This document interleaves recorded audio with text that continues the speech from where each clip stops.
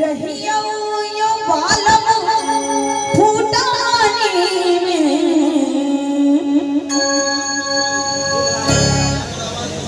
कि जुनी रहियो यो बालम फूटानी में किया की कहै छै किछ कहै छै कनी ताली बजा दो कि बीत जात हमर जिंदगी की कहानी